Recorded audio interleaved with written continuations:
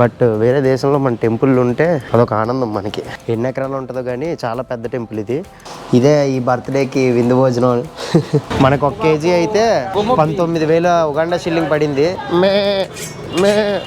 కోడి అమ్మ 10 నుంచి 15 కేజీల మనకి మేక మాంసం జస్ట్ 6,000. హాయ్ ఫ్రెండ్స్, నేను మీ Mani. Welcome to my channel.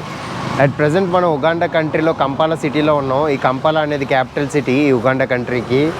So ఈరోజు ఈ వ్లాగ్ ఏంటంటే ఒక స్పెషల్ వ్లాగ్. ఎందుకంటే ఈరోజు నా బర్త్డే. సో ప్రజెంట్ అయితే నేను మా రూమ్ నుంచి కొంచెం ముందుకు నడుచుకొని వస్తే ఇక్కడ ఒక వినాయకుడి టెంపుల్ ఉంది. సో మా అమ్మ పొద్దున్నే ఫోన్ చేసి గోల ఏదైనా దేవుడి గుడికి వెళ్ళి దండం పెట్టుకొని. సో ఈ దగ్గరలో ఏ గుడి ఉందని చూస్తే వినాయకుడి టెంపుల్ కనిపించింది ఒక 1/2 కిలోమీటర్ దూరంలో.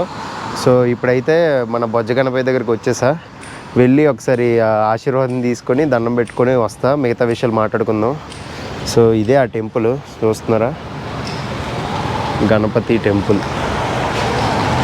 సో మా రూమ్ అయితే అలా స్ట్రైట్కి వెళ్ళి అలా రైట్కి వెళ్ళాలి. సో ఇదంతా నడుచుకొని ఇక్కడ వరకు వచ్చా. ఇదంతా అపార్ట్మెంట్లో ఉంది చూడడానికి నార్మల్గా లోపల. బట్ తెలుగు కమ్యూనిటీ పీపుల్ ఉంటారేమో ఇక్కడ చాలామంది. ఇవన్నీ ఇల్లులే. మేబీ ఈ గుడికి సంబంధించిన పూజారులు వాళ్ళు ఇల్లు ఉంటారు అనుకుంటే ఇక్కడ. సో మెయిన్ టెంపుల్ అయితే అది చాలా చిన్న టెంపులే. బట్ వేరే దేశంలో మన టెంపుల్ ఉంటే అదొక ఆనందం మనకి. మంచిగా వచ్చి దండం పెట్టుకోవచ్చు.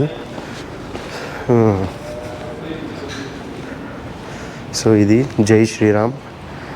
ఈ టెంపుల్లో మనకి దేవుడి విగ్రహాలు అయితే లోపలికి వెళ్ళి చూపించను, అది పద్ధతి కాదేమో. మొత్తం 4-5 దేవుడి విగ్రహాలు అయితే ఉన్నాయి.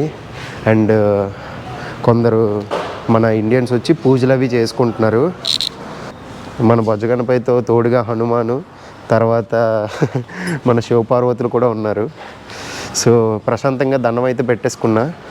సో యాక్చువల్గా ఇప్పుడు అక్కడ టెంపుల్ దగ్గర దర్శనం చేసుకొని ఇంటికి వెళ్ళిపోతుంటే మనకి ఇక్కడ లోకల్ ఫ్రెండ్ ఉన్నాడు కదా, బోని అని.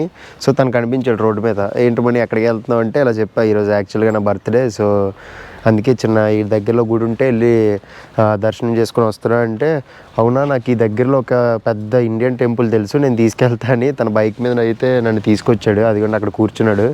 తను యాక్చువల్గా క్రిస్టియన్ కదా, సో తను లోపలికి రాను అన్నాడు. సో టెంపుల్ చూసుకుంటే ఇదే, చూసారా ఎంత విశాలంగా ఉందో.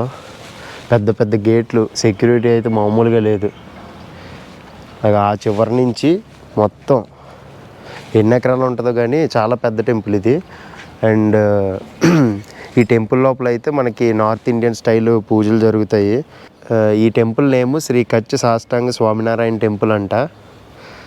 లోపలికైతే వెళ్దాం అనుకున్నా, బట్ అక్కడ వరకే వెళ్ళగానే గేట్ అయితే క్లోజ్ చేసేసి ఉంది. టెంపుల్ ఓపెన్లో లేదా అంటే, లేదు టైం ఆల్రెడీ 12 అయిపోతుంది కదా, ఓపెన్లో లేదు అని అన్నారు. ఇక్కడ 12 అంటే ఇండియాలో ఆల్మోస్ట్ టైం 2:30 అలాగ అయ్యి ఉంటుంది. సో 2:30కి గుడి ఎవరు తెరుస్తారు చెప్పండి. సాయంత్రం 4 గంటలకు అయితేరా నీకు టెంపుల్ ఓపెన్లో ఉంటుంది అన్నారు. బట్ బయట నుంచి అయితే మీకు టెంపుల్ చూపిస్తున్నా. ఆల్రెడీ నేను కెన్యాలో కూడా మన హిందూ దేవాలయాలకు అయితే వెళ్ళాను. ఇక్కడ ఉగాండాలో కూడా అదృష్టవశాత్తు మన బర్త్డే వల్ల అది కూడా కుదిరేసింది. అండ్ నేను ఇక్కడ గమనించిన విషయం ఏంటంటే, ఈ ఆఫ్రికా కంట్రీస్లో మన టెంపుల్స్ ఉంటాయి కదా, ఆ టెంపుల్స్లో ఒక టెంపుల్లోనే అన్ని దేవుడి విగ్రహాలు పెట్టి వీళ్ళు పూజలు అయితే చేసుకుంటున్నారు. ఎందుకంటే ఒక్కొక్క దేవుడికి ఒక్కొక్క గుడి కట్టలేరు కాబట్టి, అంత ప్లేసు ఇక్కడ వీళ్ళకి ఉండదు కాబట్టి ఒకే టెంపుల్లో అందరి దేవుళ్ళ విగ్రహాలు అయితే ఉన్నాయి. సో ఇందాక వెళ్ళిన టెంపుల్ కూడా అదే వినాయకుడి టెంపుల్. బయటికి గణపతి టెంపుల్ అని ఉంది, లోపల మన శివపార్వతులు, ఆంజనేయ స్వామి అందరూ ఉన్నారు. ఇదిగోండి ఇంకా టెంపుల్ బయటకు అయితే వచ్చేసాం, వెళ్ళిపోతున్నాం. ఈ టెంపుల్కి సంబంధించి వెనకాతలు ఇల్లు కూడా ఉన్నాయి. ఈ టెంపుల్కి సంబంధించిన కమిటీ వాళ్ళందరూ ఇక్కడే స్టే చేస్తారు అనుకుంటారు. చూడండి చాలా పెద్ద పెద్ద గోడలు అయితే కట్టుకొని ఒక చిన్న సైజు మాహిష్మతి సామ్రాజ్యంలో ఉంది దూరం నుంచి చూస్తుంటే ఈ టెంపుల్. నాకు బాగుంది టెంపుల్. లోపలికి వెళ్ళి ఉంటే బాగుండేది, వెళ్ళి చూసేవాడిని. బట్ కుదరలేదు, నేను వచ్చే టైంకే క్లోజ్ అయిపోయింది. కొంచెం లేట్ అయ్యాం. చూస్తున్నారా ఆ మూల నుంచి ఈ మూలకు ఉంది. అబ్బో ఈ రోడ్ల గురించి అయితే చెప్పక్కర్లేదు, పాత వీడియోలో నేను ఆల్రెడీ చెప్పాను. అంత అద్భుతంగా ఉంటాయి. పేరుకే క్యాపిటల్ సిటీ, రోడ్లు మాత్రం రాడ్.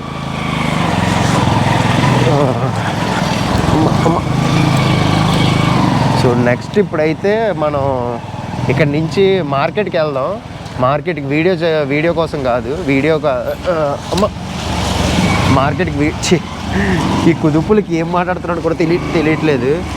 మార్కెట్కి వెళ్ళి కొన్ని గ్రోసరీస్ అయితే కొనాలి. ఎందుకంటే ఈరోజు యాక్చువల్గా ఆర్డర్ పెట్టేసుకుందాం అనుకున్నాం. రోజు వండుకుంటున్నాం, ఈరోజు ఆర్డర్ పెట్టేసుకుందాం. ఎందుకులే పుట్టినరోజు కూడా కష్టపడ్డాం అనుకున్నా. కానీ అనిపించింది మన లోకల్ ఫ్రెండ్ ఉన్నాడు కదా, మన లోకల్ ఫ్రెండ్ అయితే పిలిచాను ఇంటికి ఆతిథ్యం ఇద్దామని. ఎందుకంటే మనకి ఇక్కడ చాలా సాయం అయితే చేశాడు, చాలా చోట్లకి తీసుకెళ్ళి ప్లేస్ అది చూపించాడు. సో అందుకనే తనని పిలిచాను ఇంటికి ఆతిథ్యం ఇద్దామని.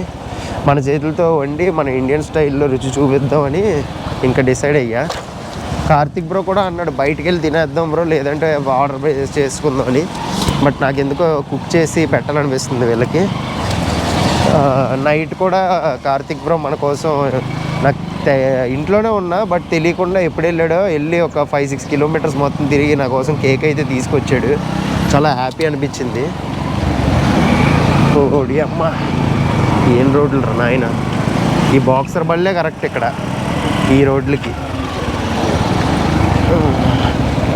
తిట్టుకోవద్దు, ఎందుకంటే బ్రో వచ్చాడు కదా, వెజ్ అది పెడితే బాగోదు. మన ఆతిథ్యం కాబట్టి మనోడి కోసం మటన్ కర్రీ అయితే వండుదాం అనుకుంటున్నా. మొన్న మటన్ కర్రీనా చికెన్ బిర్యానీ చేసా, చాలా బాగా వచ్చింది. సో మరి ఇక్కడ మటన్ రేట్లు తక్కువ చూస్తున్నారా, మొత్తం మటన్ రేట్లు చాలా తక్కువ ఇక్కడ. కిలో మనకి 500 రూపాయలు పడుతుంది. ఇగో మటన్ షాప్కి అయితే వచ్చాం, అన్న కొడుతున్నాడు, చిన్న ముక్కలు కొట్టమన్నాడు. ఆ కత్తి చూడండి, తలవారంత ఉంది అది. సో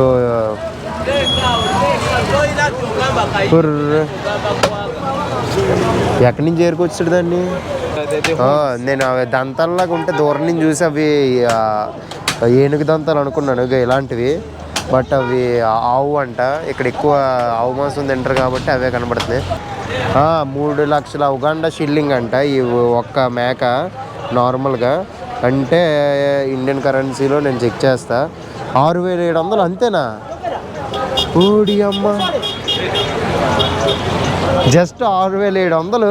నాకు తెలిసి ఇది I think it will get wait around 10 kgs, right? 10 to 15. ఓడి అమ్మ, 10 నుంచి 15 కేజీల మనకి మేక మాంసం జస్ట్ 6,000. ఇండియాలో అయితే మనకి ఒక కేజీ 1,100-1,200 అనుకుంటాను. బాగా సవకి ఇక్కడ మేకలు ఎక్కువ. మేకలను అయితే వీళ్ళు ఇక్కడ ఎక్కువ మేకలు ఆవులు ఎక్కువ ఉంటాయి కాబట్టి అవి కోళ్ళు అయితే టేస్ట్ అంత బాగోలేదు. ఈ సంత అంతా అలానే ఉంది, చివరి నుంచి ఆ చివరి వరకు. మనకు 1 కేజీ అయితే 19,000 ఉగాండా షిల్లింగ్ పడింది. 2 కేజీల మటన్ అయితే తీసుకున్నా. ఇదిగోండి మటన్. అన్న చిల్లర ఇవ్వా, 2,000 ఇవ్వాలి నువ్వు నాకు ఇంకా. సో ఇప్పుడే మటన్ అయితే రెడీ చేసాను. బాగా కర్రీ అయితే చాలా బాగా వచ్చింది, టేస్ట్ చేయాలి ఇంకా. చూడడానికి అయితే బాగుంది కర్రీ.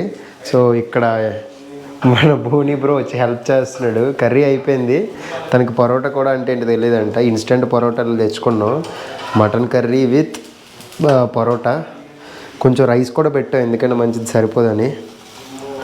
సో వంట అయితే చేసుకుంటున్నాం. ఒక 10 పరోటాలు వచ్చాయి. 10 పరోటాలు వచ్చాయి. మనిషికి 3 చప్పును తినేసి లాస్ట్ది లక్కీది ఇంకెవరికి మిగులుతుందో మరి చూడాలి. బట్ రైస్ మాత్రం ఇక్కడ మేము 5 కేజీల రైస్ బ్యాగ్ తీసుకున్నాం. ఈ రైస్ చూడండి ఎంత లావుగా ఉన్నాయో. అసలు ఉడికిస్తుంటే మొత్తం పేస్ట్లా అయిపోతుంది. ఏ గిన్నెలో ఉడికిచ్చినా అంతే. అసలు రైస్ అయితే క్వాలిటీ బాగోలేదు, మొత్తం ముద్దగా అయిపోతుంది. మంచిగా పెరుగన్నం చేసుకోవడం తప్ప దాంట్లో అంత చూడలేము. సో ఇప్పుడు మొత్తం రెడీ అయిపోయి వన్స్ వెళ్ళి టేస్ట్ చేద్దాం ఎలా ఉంటుందో. ఓకే, ఇదే ఈ బర్త్డేకి విందు భోజనం. Nikamalizia kwa naenda kuonako. Nikamalizia kwa naenda kuliako. బాగుంది. నేనే బాగుందంటే ఇప్పుడు చెప్తే నమ్మరు మీరు. ఏం రా ఎలా ఉంది? Do you like it? Yeah, it's good. Sweet. Sweet ఏంట్రా అంత కారంగా ఉంటే? And delicious. సో తినేసాక మనం మాట్లాడుకుందాం. ఇప్పుడే లంచ్ అయితే అయిపోయింది. యాక్చువల్గా ఇందాక బర్త్డే కేక్ అయితే కట్ చేసాను. మన కార్తిక్ బ్రో ఎక్కడికో వెళ్ళి తీసుకొచ్చాడు నాకు తెలియకుండా.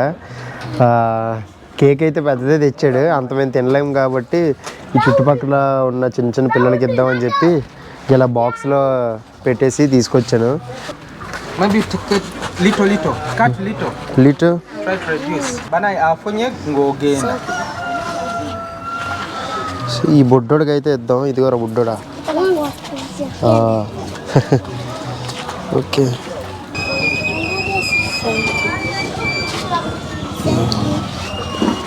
యూట్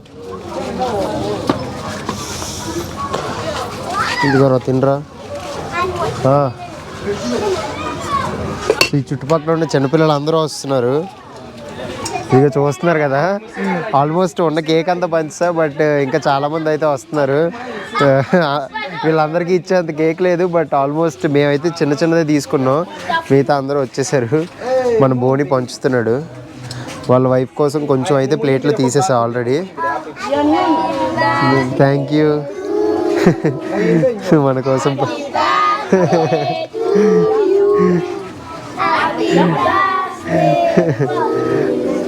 సో మన కోసం పాట కూడా పాడుతున్నారు మంచిగా.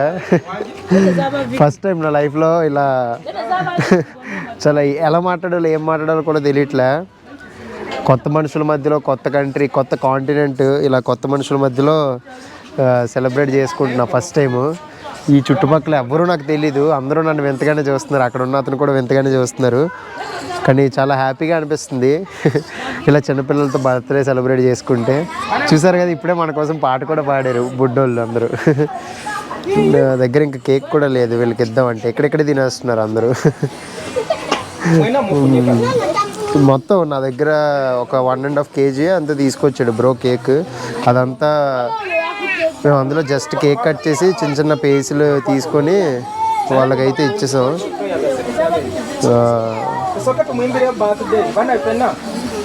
సో బ్రో దాంట్లో కొంచెం ఇంకా ఎక్కువ మంది పిల్లలు వస్తున్నారు. అందులో ఇంకా కొంచెం క్రీమ్ ఉంటే వాళ్ళు thank you. I'm good. I'm good.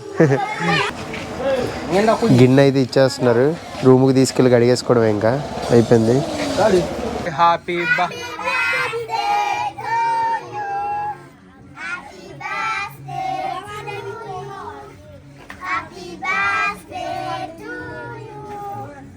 So పిల్లలందరికీ ఒకసారి బాయ్ చెప్పేద్దాం. ఇక్కడి నుంచి వెళ్ళిపోదాం ఇంకా. Bye bye. ఇది నా బర్త్డే అయితే ఈసారి ఎలా జరిగింది. ఈ వీడియో అయితే మీకు నచ్చిందని అనుకుంటున్నాను. ఫస్ట్ టైం ఇలా నా బర్త్డే సెలబ్రేట్ చేసుకోవడం. ఈ వీడియో నచ్చితే లైక్ చేయండి, షేర్ చేయండి, అండ్ మన ఛానల్ సబ్స్క్రైబ్ చేసుకోండి. ఇలాంటి మరెన్నో మంచి వీడియోస్ అయితే అప్లోడ్ చేస్తాను. సో మళ్ళీ మనం నెక్స్ట్ వీడియోలో కలుసుకుందాం. Until then bye bye. ఇట్లు మీ మనీ.